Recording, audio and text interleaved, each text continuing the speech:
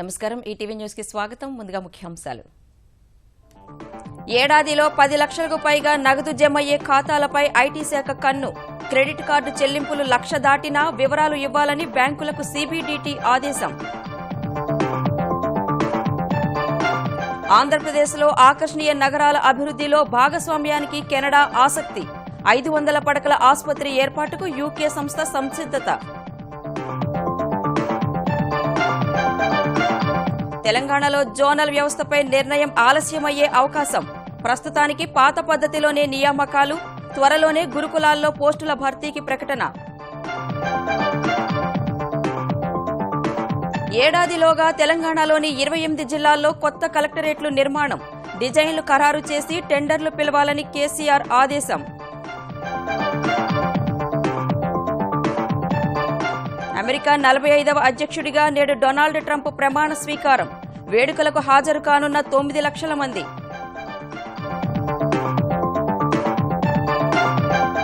జల్లికట్టుపై నిషేధానికి వ్యతిరేకంగా తమిళనాట ఉధృతమవుతోన్న ఆందోళనలు నేడు రాష్ట్ర బంద్కు పిలుపునిచ్చిన వివిధ సంఘాలు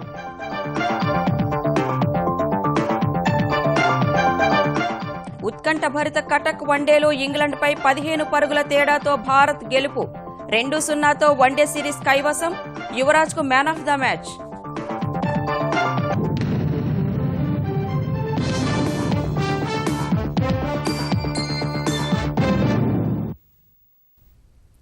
ఏడాదిలో సగటున 10 లక్షల మేర సొమ్ము జమైన ఖాతాల వివరాలు సమర్పించాలని ఆదాయ పన్ను శాఖ అన్ని బ్యాంకులను ఆదేశించింది. క్రెడిట్ కార్డు బిల్లులకు ₹1,00,000 అంతకు పైగా చెల్లించిన ఖాతాల సమాచారం కూడా ఇవ్వాలని కోరుకుంది. సహకార బ్యాంకులకు కూడా ఈ నిబంధనలు వర్తిస్తాయి. ఈ మేరకు కేంద్ర ప్రత్యక్ష పన్నుల బోర్డు సిబిడిటి అధికారిక ఉత్తర్వులు జారీ చేసింది. ఒక వ్యక్తి పేరున ఉన్న అన్ని ఖాతాల్లో ఒక ఆర్థిక సంవత్సరంలో జరిగే లావాదేవీలు నిర్ణీత మొత్తాన్ని దాటినప్పుడు వాటి సమాచారం ఐటీ అధికారులకు తెలపాల్సి ఉంటుంది. గత ఏడాది నవంబర్ 9 నుంచి డిసెంబర్ 30 వరకు ఒక వ్యక్తికి చెందిన బ్యాంకు ఖాతాల్లో ₹2.5 లక్షల అంతకంటే ఎక్కువ జమైతే ఆ సమాచారం తెలపాలని సిబిడిటి ఇప్పటికే ఆదేశాలిచ్చింది. అవే ఖాతాల్లో 2016 ఏప్రిల్ 1 నుంచి నవంబర్ 9 వరకు జమ చేసిన నగదు వివరాలు కూడా ఈ నెల 31లోగా సమర్పించాలని కోరింది. ఆంధ్రప్రదేశ్లో స్మార్ట్ సిటీల అభివృద్ధిలో కెనడా పాలు పంచుకోనుంది. నగరాల్ని సుందరంగా తీర్చిదిద్దడంలో తమ వంతు సహకారం అందిస్తామని దావోస్ పర్యటనలో ఉన్న ముఖ్యమంత్రి చంద్రబాబుకు కెనడా మంత్రి నవదీప్ బెయిన్స్ తెలిపారు. బ్రిటన్కు చెందిన ఓ అంతర్జాతీయ సంస్థ ఏపీలో 500 పడకల ఆసుపత్రి నిర్మాణానికి ప్రతిపాదనలు సమర్పించింది. ఆంధ్రప్రదేశ్లో పెట్టుబడుల ఆకర్షణ కోసం ముఖ్యమంత్రి చంద్రబాబు చేపట్టిన దావోస్ పర్యటన ముగింపు దశకు చేరుకుంది. జలవనరుల సమూహం 2030 అంశంపై ప్రపంచ బ్యాంకు అధికారులు దావోస్లో గురువారం చంద్రబాబుతో సమావేశమయ్యారు. రాయలసీమలో రెయిన్ గన్స్ సాయంతో పంటల్ని కాపాడుకున్న తీరు, పట్టిసీమతో ఫలవంతమైన నదుల అనుసంధానం, శరవేగంగా చేపట్టిన పోలవరం ప్రాజెక్టు నిర్మాణంపై ప్రపంచ బ్యాంకు అధికారులకు సీఎం వివరించారు. దావోస్ పర్యటనలో పలు దేశాల మంత్రులు, పారిశ్రామిక, వాణిజ్యవేత్తలు చంద్రబాబును కలిశారు. ఏపీలో స్మార్ట్ సిటీల అభివృద్ధిలో భాగస్వామ్యం అయ్యేందుకు కెనడా ప్రభుత్వం ముందుకొచ్చింది. నగరాలను ఆకర్షణీయంగా తీర్చిదిద్దడంలో తాము భాగస్వాములం అవుతామని కెనడా నవకల్పనలు, శాస్త్ర పరిజ్ఞానం, ఆర్థికాభివృద్ధి శాఖ మంత్రి నవదీప్ బెయిన్స్ ముఖ్యమంత్రి చంద్రబాబుతో అన్నారు. త్వరలోనే కెనడా సందర్శించారని చంద్రబాబును ఆయన ఆహ్వానించారు. ఆంధ్రప్రదేశ్లో 500 పడకల ఆసుపత్రి ఏర్పాటుకు బ్రిటన్కు చెందిన ఇంటర్నేషనల్ హాస్పిటల్స్ గ్రూప్ ముందుకొచ్చింది. ఈ మేరకు ప్రతిపాదనలను సీఎం చంద్రబాబుకు అందించింది. ఫార్మా సంస్థ నోవార్టిస్ అధ్యక్షుడు డాక్టర్ ఆండ్రే ముఖ్యమంత్రితో ద్వైపాక్షిక చర్చలు జరిపారు. విశాఖ ఫార్మాసిటీలో పరిశోధన, అభివృద్ధి విభాగం ఏర్పాటు చేసుకోవాలని నోవార్టిస్ ప్రతినిధులకు ముఖ్యమంత్రి సూచించగా విస్తరణ ప్రణాళికల్లో ఈ అంశాన్ని తప్పకుండా పరిశీలిస్తామని ఆండ్రే బదులిచ్చారు. ముఖ్యమంత్రి చంద్రబాబుతో భేటీ అయిన spice jet chairman Ajay Singh Amaravati నుంచి జాతీయ, అంతర్జాతీయ ఎయిర్ కనెక్టివిటీపై చర్చించారు. మిత్సుయి గ్లోబల్ ప్రతినిధి టొమోయుకి ఒహానోకు ఏపీలో అవకాశాలను ముఖ్యమంత్రి వివరించారు. అమరావతిని మిత్సుయి గ్లోబల్ ఇండియా కార్యకలాపాలకు ప్రధాన కేంద్రంగా చేసుకోవాలని సూచించారు. అధికార వికేంద్రీకరణే లక్ష్యంగా కొత్త జిల్లాలు ఏర్పాటు చేసిన తెలంగాణ సర్కార్ పరిపాలనా భవనాలపై ప్రత్యేక దృష్టి సారించింది. జిల్లా కేంద్రాల్లో ఏడాదిలోగా సమీకృత జిల్లా కార్యాలయాల సముదాయాలు, పోలీస్ కార్యాలయాల నిర్మాణం పూర్తి కావాలని ముఖ్యమంత్రి కేసీఆర్ స్పష్టం చేశారు. ఈ మేరకు సమీక్ష నిర్వహించిన సీఎం ఇప్పటికే స్థలాల గుర్తింపు పూర్తయినందున వెంటనే నమూనాలు ఖరారు చేసి టెండర్లు పిలవాలని సూచించారు. సమీకృత జిల్లా కార్యాలయాల సముదాయాల నిర్మాణాలపై మంత్రులు ఉన్నతాధికారులతో ముఖ్యమంత్రి కేసీఆర్ ప్రగతి భవన్లో సమీక్ష నిర్వహించారు. పాలనా సౌలభ్యం, ప్రజలకు సౌకర్యం, అధికార వికేంద్రీకరణ లక్ష్యాలతో కొత్త జిల్లాలు ఏర్పాటు చేసుకున్నందున పాలన మరింత సమర్థంగా జరగాలంటే మంచి కార్యాలయాలు అవసరమని ముఖ్యమంత్రి స్పష్టం చేశారు. పోలీసు, అగ్నిమాపక కార్యాలయాలు మినహా మిగతా కార్యాలయాలన్నీ ఒకే చోట ఉండేలా సమీకృత కార్యాలయాల నిర్మాణం జరగాలని సూచించారు. ఇందుకోసం రహదారులు, భవనాల శాఖ రూపొందించిన నమూనాలను పరిశీలించిన సీఎం భవిష్యత్ అవసరాలను దృష్టిలో పెట్టుకుని నమూనా రూపొందించాలని వివరించారు. ముఖ్యమంత్రి, మంత్రులు జిల్లాల పర్యటనకు వచ్చినప్పుడు సమీక్షలు వివిధ వర్గాలతో సమావేశమయ్యేందుకు వీలుగా 1000 మందికి సరిపడా సమావేశ మందిరం నిర్మించాలని సీఎం కేసీఆర్ ఆదేశించారు. సముదాయంలోని ప్రతి గదికి ధారాళంగా గాలి ప్రసరించాలని, పచ్చదనం, నడక మార్గాలతో పాటు ఎక్కువ సంఖ్యలో వాహనాలు పట్టేలా పార్కింగ్ వసతి ఉండాలని స్పష్టం చేశారు. బ్యాంకు, మీ సేవా కేంద్రం, విద్యుత్ ఉపకేంద్రం, అగ్నిమాపక కేంద్రం విధిగా ఉండాలని నిర్దేశించారు. ప్రతి జిల్లా కేంద్రంలో 20 నుంచి 25 ఎకరాల విస్తీర్ణంలో సముదాయం ఉండాలని, భవిష్యత్తులో మరిన్ని సేవలందించేలా విశాలంగా నిర్మించాలని స్పష్టం చేశారు. కార్యాలయాల నిర్మాణానికి కలెక్టర్లు స్థలాలు గుర్తించినందున త్వరగా నమూనాలు ఖరారు చేసి టెండర్లు పిలవాలని కేసీఆర్ సూచించారు. ఏడాదిలోగా నిర్మాణం పూర్తి కావాలని, ఇందుకోసం వచ్చే బడ్జెట్లోనే నిధులు కేటాయిస్తామని తెలిపారు. అన్ని జిల్లా కేంద్రాల్లోనూ కవాతు మైదానాలతో పాటు పోలీస్ కార్యాలయాలు నిర్మించాలని ఆదేశించారు. తెలంగాణలో ఉద్యోగ నియామక ప్రక్రియకు సంబంధించి పాత జోనల్ వ్యవస్థనే అనుసరించాలని కేసీఆర్ సర్కార్ భావిస్తున్నట్లు సమాచారం. జిల్లాల పునర్వ్యవస్థీకరణ, జోనల్ వ్యవస్థ రద్దు వంటి అంశాల్లో స్పష్టత కావాలని టీఎస్పీఎస్సీ సర్కారుకి లేఖ రాసిన తరుణంలో ఈ మేరకు ప్రభుత్వం ఆలోచన చేస్తోంది. జోనల్ వ్యవస్థ రద్దుకు చాలా సమయం పట్టేలా ఉన్నందున అప్పటి వరకు పాత పద్ధతిలోనే ఉద్యోగ నియామక ప్రక్రియ నడిచే అవకాశం ఉంది. వివిధ ప్రభుత్వ విభాగాల్లో 9342 ఉద్యోగాల భర్తీ ప్రక్రియను కమిషన్ ప్రారంభించింది. ఈ నెలాఖరులోనే గురుకుల విద్యాలయాల్లో బోధన, బోధనేతర సిబ్బంది నియామక నోటిఫికేషన్ జారీ చేసేందుకు రంగం సిద్ధం చేస్తోంది. ఇప్పటి వరకు సుమారు 6000 ఖాళీలు భర్తీ చేసినట్లు గవర్నర్కు సమర్పించిన నివేదికలో టీఎస్పీఎస్సీ తెలిపింది. కొత్త నోటిఫికేషన్స్ ముఖ్యంగా టీచర్స్కి సంబంధించి రెసిడెన్షియల్ స్కూల్స్లో తెలంగాణలో ఉన్నటువంటి కొత్తగా వస్తున్నటువంటి రెసిడెన్షియల్ పాఠశాలలకు సంబంధించినటువంటి స్కూళ్ళల్లో ఉపాధ్యాయులకు సంబంధించినటువంటి రిక్రూట్మెంట్కు కొన్ని మాకు ఇండెంట్స్ వచ్చినాయి. ఇంకా కొన్ని మిగతా డిపార్ట్మెంట్స్ నుంచి రావాల్సింది. అవి రాగానే వాటికి సంబంధించిన నోటిఫికేషన్లు కూడా వెలువడతాయి. ఆంధ్రప్రదేశ్ రెవెన్యూ శాఖలోని 670 ఉద్యోగాల భర్తీ కోసం అనుమతి మంజూరు చేస్తూ ఏపీ ఆర్థిక శాఖ ఉత్తర్వులు జారీ చేసింది. ఆంధ్రప్రదేశ్ వ్యాప్తంగా తహసీల్దార్ల కార్యాలయాల్లో జూనియర్ అసిస్టెంట్ల పోస్టుల భర్తీకి అనుమతి ఇవ్వాలంటూ రెవెన్యూ శాఖ చేసిన ప్రతిపాదనలకు పచ్చజెండా ఊపింది. ఈ మేరకు ఏపీపీఎస్సీ ద్వారా నేరుగా ఈ ఉద్యోగాలను భర్తీ చేసుకోవచ్చని ఆర్థిక శాఖ ఉత్తర్వుల్లో పేర్కొంది. మండల స్థాయిలోని తహసీల్దార్ల కార్యాలయాల్లో డేటా ఎంట్రీ అసిస్టెంట్ల ఉద్యోగాల భర్తీకి రెవెన్యూ శాఖ ప్రతిపాదనలు పంపింది. హోంశాఖలోని ఫింగర్ ప్రింట్ బ్యూరోలో 4 డీఎస్పీ, 2 ఇన్స్పెక్టర్ల పోస్టుల భర్తీ కోసం కూడా ఆర్థిక శాఖ అనుమతి మంజూరు చేసింది. మిషన్ కాకతీయలో అక్రమాలకు పాల్పడిన ఇంజనీర్లు, గుత్తేదారులపై క్రిమినల్ చర్యలకు విజిలెన్స్ కమిషన్ పచ్చజెండా ఊపింది. 8 మంది ఇంజనీర్లపై క్రిమినల్ కేసులు నమోదు చేయాలని తెలంగాణ నీటిపారుదల శాఖ ముఖ్య కార్యదర్శిని ఆదేశించింది. 20 మంది గుత్తేదారుల నుంచి ₹1,72,00,000 తిరిగి వసూలు చేయడంతో పాటు క్రిమినల్ చర్యలు తీసుకోవాలని, బ్లాక్ లిస్టులో పెట్టాలని సూచించింది.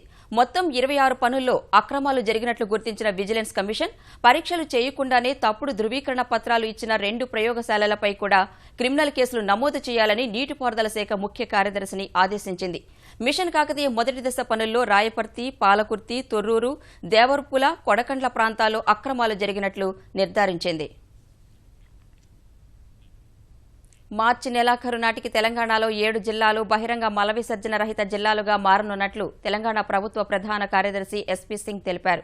జగిత్యాల, కరీంనగర్, మెదక్, నిజామాబాద్, పెద్దపల్లి, రాజన్న సిరిసిల్ల, సిద్దిపేట జిల్లాలను ఈ విధంగా తీర్చిదిద్దున్నట్లు వెల్లడించారు. కేంద్ర త్రాగునీరు, పారిశుద్ధ్య శాఖ కార్యదర్శి పరమేశ్వరన్ అయ్యర్తో కలిసి జిల్లా కలెక్టర్లతో దృశ్యశ్రవణ సమీక్ష నిర్వహించిన సీఎస్ గ్రామీణ ప్రాంతాల్లో స్వచ్ఛ భారత్ అమలు తీరును తెలుసుకున్నారు. 2018 అక్టోబర్ 2వ తేదీ నాటికి బహిరంగ మల విసర్జన లేని రాష్ట్రంగా తెలంగాణను తీర్చిదిద్దాలన్నది ముఖ్యమంత్రి కేసీఆర్ ఆదేశమని, అందుకనుగుణంగా అన్ని జిల్లాల్లో వ్యక్తిగత మరుగుదొడ్ల నిర్మాణం పూర్తి చేయాలని స్పష్టం చేశారు. తెలంగాణలో 8,695 గ్రామ పంచాయతీలకు గాను 1,387 గ్రామాల్లో ఇప్పటికే ఈ లక్ష్యాన్ని సాధించామని తెలిపారు. ప్రపంచ ఆర్థిక వేదిక ప్రకటించిన ప్రపంచ ప్రగతిశీల నగరాల జాబితాలో హైదరాబాద్ నగరానికి దక్కిన గుర్తింపు స్ఫూర్తితో స్వచ్ఛ సర్వేక్షణలోనూ ముందుంటామని జీహెచ్ఎంసీ మేయర్ బొంతు రామ్మోహన్ తెలిపారు. సినీ, క్రీడలు, రాజకీయ ప్రముఖుల సాయంతో ప్రజల్లో చైతన్యం తీసుకొచ్చి మెరుగైన ఫలితాలు సాధిస్తామని ఆయన ధీమా వ్యక్తం చేశారు. భారత ప్రభుత్వం చేపట్టిన స్వచ్ఛ సంరక్షణలో భాగంగా అంతకుముందు ఎప్పుడో 200 పైచిలకు ర్యాంక్ ఉన్నది. మరి లాస్ట్ టైం 75 మున్సిపాలిటీలో తీస్తే ఇలా 19 ర్యాంకు రావడం జరిగింది. మరి ఆ 19 ర్యాంకును ఇంకా మరి ఇలా సింగిల్ డిజిట్ దాన్ని తీసుకురావాలనే ఉద్దేశంతో ఇలా హైదరాబాద్ స్వచ్ఛ సంరక్షణలో చాలా ముందంజలో ఉంది. ప్రభుత్వ వసతి గృహాల్లో ఉంటూ చదువుకునే విద్యార్థుల మెస్ రుసుములతో పాటు ఉపకార వేతనాలు పెంచేందుకు చంద్రబాబు సర్కార్ ప్రణాళికలు సిద్దం చేస్తున్నట్లు ఆంధ్రప్రదేశ్ సాంఘిక సంక్షేమ శాఖ మంత్రి రావెల కిషోర్ బాబు వెల్లడించారు. ఈ నిర్ణయం అమల్లోకి వస్తే ప్రభుత్వంపై 500 కోట్ల అదనపు భారం పడుతుందని కిషోర్ బాబు తెలిపారు. ఎస్సీ, ఎస్టీల కోసం ఉన్న పథకాల కింద విడుదలయ్యే నిధుల వ్యయానికి సంబంధించి నాబార్డ్ కన్సల్టెన్సీ ద్వారా వివరాలు తెలుసుకుని పథకాల పనితీరు అంచనా వేస్తామని మంత్రి తెలిపారు. 54 కోట్ల రూపాయలు ఏదైతే 33 డిపార్ట్మెంట్స్ ద్వారా ఖర్చు పెడుతున్నామో ఆ డబ్బు ఎంత ప్రభావం చూపిస్తుంది స్కీమ్స్ అనేది వాళ్ళు ఎప్పటికప్పుడు అసెస్ చేస్తూ మాకు ఫీడ్బ్యాక్ ఇస్తుంటే ఏమవుతుందంటే మేము వాటిని మంచి స్కీమ్స్ని ఇంకా ఇంప్రూవ్ చేస్తాము. స్కీమ్స్ ఏవైతే సరిగ్గా ఇంపాక్ట్ లేవో వాటిని మాడిఫై చేస్తాము. అసలు బాగాలేదు, ఇవన్నీ చెత్త స్కీమ్స్, వీటి వల్ల ఉపయోగం లేదు, డబ్బు అంతా వేస్ట్ అవుతుందంటే వీటిని క్లోజ్ చేస్తాం. అమరావతి నిర్మాణాన్ని అడ్డుకునే కుట్రలో భాగంగానే గురువారం రాజధాని ప్రాంతంలో వైకాపా అధ్యక్షుడు జగన్ పర్యటన సాగిందని ఆంధ్రప్రదేశ్ జలవనరుల మంత్రి దేవినేని ఉమా విమర్శించారు. జగన్ తీరును రాజధాని ప్రాంత రైతులు సహా ఆంధ్రప్రదేశ్లో ఎవరూ హర్షించరని ఉమా అన్నారు. ముఖ్యమంత్రి చంద్రబాబు రాష్ట్ర అభివృద్ధికి దేశాలు తిరుగుతూ కృషి చేస్తుంటే జగన్ మాత్రం హైదరాబాద్లో ఉంటూ అప్పుడప్పుడు ఆంధ్రప్రదేశ్కు వస్తూ రాజకీయాలు చేస్తున్నారని ఆయన మండిపడ్డారు. చూసి ఓర్వలేక ఈర్ష్య, ద్వేషంతో, అసూయతో ఇవాళ అతను మాట్లాడుతున్న మాటలు కానివ్వండి, అతను చాలా నిరాశ నిస్పృహలతో ఉన్నాడు. ఎందుకంటే ఇటువంటి అసమర్థ ప్రతిపక్ష నాయకుడిని విమర్శించాలంటే మాకు కూడా ఇబ్బందిగా ఉంది. అమరావతిలో సీట్ క్యాపిటల్ నిర్మాణానికి అంతర్జాతీయ టెండర్లను ఆహ్వానిస్తూనే మౌలిక సదుపాయాల కల్పనపై దృష్టి సారించిన సీఆర్డీఏ రోడ్ల విస్తరణలో నష్టపోయే రాజధాని ప్రాంత వాసులతో సంప్రదింపులు జరుపుతోంది. మొత్తం రాజధాని పరిధిలో రహదారుల నిర్మాణం, నీటి సరఫరా, మురుగునీటి నిర్వహణ కోసం 50,000 కోట్లు వ్యయమవుతుందని అంచనా వేస్తున్న సీఆర్డీఏ 7,500 కోట్లతో గ్రామాల్లో అభివృద్ది పనులు చేపట్టనుంది. ప్రపంచ బ్యాంక్ ఇస్తామన్న 3,500 కోట్ల రుణాన్ని వినియోగించుకుని రహదారులు నిర్మించాలనుకుంటున్న సీఆర్డీఏ ఆయా గ్రామాల్లో సామాజిక, పర్యావరణ ప్రభావాలపై అంచనా వేస్తోంది. ఈ క్రమంలో గురువారం రైతులతో సమావేశమైన సీఆర్డీఏ ప్రతినిధులు వారి అభిప్రాయాలు సేకరించారు. కొందరు రైతులు భూ సమీకరణలో భూములు ఇవ్వనందున రహదారుల నిర్మాణంలో భాగంగా అవసరమైన చోట్ల భూసేకరణ చట్టం 2013 కింద 50 ఎకరాల వరకు సేకరిస్తామని సీఆర్డీఏ అధికారులు తెలిపారు. విజయవాడ మెట్రో పనులు ఏప్రిల్ నెలలో ప్రారంభించేందుకు అధికారులు సమాయత్తమవుతున్నారు. దీనికి సంబంధించిన కార్యాచరణపై చర్చించేందుకు గురువారం వెలగపూడిలోని సచివాలయంలో మెట్రో అత్యున్నత స్థాయి బృందం సమావేశమైంది. ఆంధ్రప్రదేశ్ ప్రభుత్వ ప్రధాన కార్యదర్శి సిఎస్ టక్కర్ నేతృత్వంలో జరిగిన ఈ భేటీకి మెట్రో రైల్ ప్రాజెక్టు ఎండీ రామకృష్ణారెడ్డితో పాటు సీఆర్డీఏ, వీఎంసీ, రోడ్లు, భవనాలు, పంచాయతీరాజ్, నీటిపారుదల శాఖ, పోలీసు శాఖ అధికారులు పాల్గొన్నారు. మెట్రో ప్రాజెక్టు పనులు ప్రారంభమైతే విజయవాడ నగరంలో ట్రాఫిక్ ఇబ్బందులు తలెత్తకుండా తీసుకోవలసిన చర్యలపై సమావేశంలో ప్రధానంగా చర్చించారు. వచ్చే నెలలో మెట్రో టెండర్లు తెరవనున్నారు. ప్రాజెక్టు టెండర్ దక్కించుకున్న సంస్థతో మార్చి నెలలో ఒప్పందం కుదుర్చుకుని ఏప్రిల్ నెలలో శంకుస్థాపన చేయాలనేది మెట్రో అధికారుల ఆలోచన. అందుకనుగుణంగానే ముందుగానే ప్రత్యామ్నాయ రోడ్లను విస్తరించడం ద్వారా వాహనదారులకు ఇబ్బంది లేకుండా చూడటంపై సమావేశంలో నిర్ణయం తీసుకున్నారు. అమెరికాలో అధికార మార్పిడికి రంగం సిద్దమైంది. భారత కాలమానం ప్రకారం ఇవాళ రాత్రి 10:30 గంటల ప్రాంతంలో అమెరికా 45వ అధ్యక్షుడిగా డొనాల్డ్ ట్రంప్ ప్రమాణ స్వీకారం చేయనున్నారు. 3 రోజుల పాటు ప్రమాణ స్వీకార ఉత్సవాలు జరగనుండగా గురువారం వాషింగ్టన్లోని లింకన్ హౌస్లో సాంస్కృతిక కార్యక్రమాలతో ట్రంప్ ప్రమాణ స్వీకారోత్సవానికి అంకురార్పణ జరిగింది. లింకన్ హౌస్లో ఆరంభ కార్యక్రమాల తర్వాత దివంగత అధ్యక్షులు, ఇతర నేతలకు డొనాల్డ్ ట్రంప్, ఉపాధ్యక్షుడిగా ఎన్నికైన మైక్ పెన్స్ నివాళి అర్పించారు. నేడు సెయింట్ జాన్స్ చర్చిలో ప్రార్థనల తర్వాత ప్రస్తుత అధ్యక్షుడు బరాక్ ఒబామా దంపతులతో శ్వేత సౌధంలో ట్రంప్ దంపతులు తేనీటి విందులో పాల్గొంటారు. ఆ తర్వాత క్యాపిటల్ హిల్ వేదికగా జరిగే ప్రమాణ స్వీకారోత్సవంలో ఉపాధ్యక్షుడిగా మైక్ మైక్ పెన్స్ తొలుత ప్రమాణ స్వీకారం చేస్తారు. ఆ తర్వాత ట్రంప్ ప్రమాణ స్వీకారం ఉంటుంది. అనంతరం అమెరికాను ఉద్దేశించి అధ్యక్ష హోదాలో ట్రంప్ తొలి ప్రసంగం చేస్తారు. అనంతరం సైనిక దళాలు గౌరవ వందనం సమర్పిస్తాయి. రేపు వాషింగ్టన్ నేషనల్ క్యాథడ్రల్ వద్ద జాతీయ గీతాలాపన, ఇతర సాంస్కృతిక కార్యక్రమాలు నిర్వహించనున్నారు. ఈ కార్యక్రమాలకు సుమారు 2 లక్షల మంది ప్రజలు హాజరయ్యే అవకాశం ఉంది. తమిళ సంస్కృతికి అద్దం పట్టే జల్లికట్టు క్రీడపై నిషేధాన్ని ఎత్తివేయాలంటూ తమిళనాట జరుగుతున్న ఆందోళనలు తీవ్రమయ్యాయి. చెన్నైలో ఆందోళన కొనసాగిస్తున్న నిరసనకారులు ప్రభుత్వాల తీరుకు వ్యతిరేకంగా నేడు తమిళనాడు బంద్కు పిలుపునిచ్చారు. విద్యార్థులు, తమిళ సాంస్కృతిక కళా సంఘాలు, సినీ ప్రముఖులు ఈ ఆందోళనకు మద్దతు పలుకుతున్నారు. జల్లికట్టుపై నిషేధాన్ని ఉపసంహరించుకోవాలని డిమాండ్ చేస్తున్నారు. హింసాత్మక సంఘటనలు జరగకుండా ఉండేందుకు భద్రతను కట్టుదిట్టం చేశారు. జల్లికట్టుపై నిషేధం ఎత్తివేస్తున్నట్లు స్పష్టమైన ప్రకటన వచ్చే వరకు ఆందోళన పదం వీడబోమని నిరసనకారులు తెగేసి చెబుతున్నారు. ఆందోళనకారులకు మద్దతుగా నేడు ఉపవాసం చేస్తున్నట్లు ఆస్కార్ విజేత రెహమాన్ తెలిపారు. సీబీఐ కొత్త అధిపతిగా ఢిల్లీ పోలీస్ కమిషనర్ అలోక్ కుమార్ వర్మ ఎంపికయ్యారు. ప్రధాని మోదీ, సుప్రీంకోర్టు ప్రధాన న్యాయమూర్తి కెహార్, లోక్సభలో కాంగ్రెస్ పక్ష నేత మల్లికార్జున ఖర్గేతో కూడిన కమిటీ ఈ నియామకానికి పచ్చజెండా ఊపింది. వర్మ ఎప్పుడూ సీబీఐలో పని చేయలేదంటూ ఆయన ఎంపికపై ఖర్గే అసంతృప్తి వ్యక్తం చేసినట్లు సమాచారం. ఈ పదవికి భారత్ టిబెట్ సరిహద్దు పోలీసు దళం director general Krishna Chaudhary, Maharashtra DGP SC Mathur పోటీ పడ్డారు. 2 ఏళ్ల పాటు సీబీఐ అధిపతిగా అలోక్ కుమార్ వర్మ కొనసాగనున్నారు. 1979 ఐపీఎస్ బ్యాచ్కు చెందిన వర్మ గత ఏడాది ఫిబ్రవరిలో ఢిల్లీ పోలీస్ కమిషనర్గా నియమితులయ్యారు. అండమాన్ నికోబార్ దీవులు, పుదుచ్చేరి, మిజోరాం రాష్ట్రాలతో పాటు ఇంటెలిజెన్స్ బ్యూరోలోనూ వివిధ హోదాల్లో ఆయన పనిచేశారు. టెస్టుల్లో ఇంగ్లండ్ను చిత్తు చేసిన టీమిండియా వన్డేల్లోనూ జైత్రయాత్రను కొనసాగిస్తోంది. సీనియర్లు యువరాజ్, ధోనీ విధ్వంసకర బ్యాటింగ్ సాయంతో కటక్ వన్డేలో 15 పరుగుల తేడాతో ఇంగ్లండ్ను ఓడించింది.